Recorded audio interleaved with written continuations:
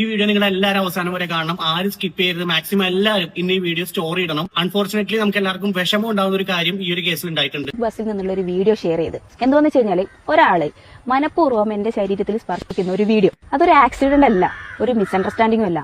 ഇത് major psychological ഇഷ്യൂവും sexual boundary വയലേഷനുമാണ്.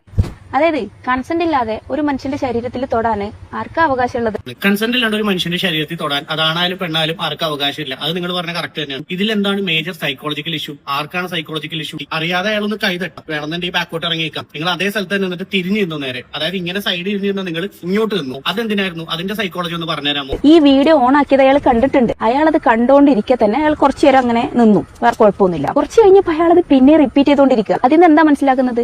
Video എടുത്താലും എനിക്ക് പ്രശ്നമില്ല, എങ്ങനെയായാലും പ്രശ്നമില്ല, ഞാൻ ചെയ്യാനുള്ളത് ചെയ്തുകൊണ്ടിരിക്കുന്നുള്ളത്. ഈ സൈക്കോളജിനെ കുറിച്ചൊക്കെ പറയുന്നത് നിങ്ങളാണോ ഇത്രയും അട്ടർ ബ്ലണ്ടർ പറയുന്നത്? എത്രയോ വീഡിയോസ് ഇതുപോലെ പെൺകുട്ടികൾ ഷൂട്ട് ചെയ്തേക്കുന്ന വീഡിയോസ് നെറ്റിൽ ഉൾപ്പെടെ കിടക്കുന്നുണ്ട്. അതിൽ എവിടെയെങ്കിലും വീഡിയോ എടുക്കണം കണ്ടിട്ട് അവരവിടെ നിന്നിട്ടുണ്ട്. ഒന്നില്ലെങ്കിൽ അവരവിടെ എസ്കേപ്പ് ആവാൻ നോക്കും, അല്ലെന്നുണ്ടെങ്കിൽ അവർ റിയാക്ട് ചെയ്തിട്ട് ഇറങ്ങി ഓടും. നിങ്ങളുടെ ഭാഷയിൽ, നിങ്ങളുടെ സൈക്കോളജി, നിങ്ങൾ പഠിച്ച സൈക്കോളജിയിൽ അയാൾ അത് കെയർ ചെയ്യുന്നില്ല എന്നുള്ളത് കൊണ്ടാണോ?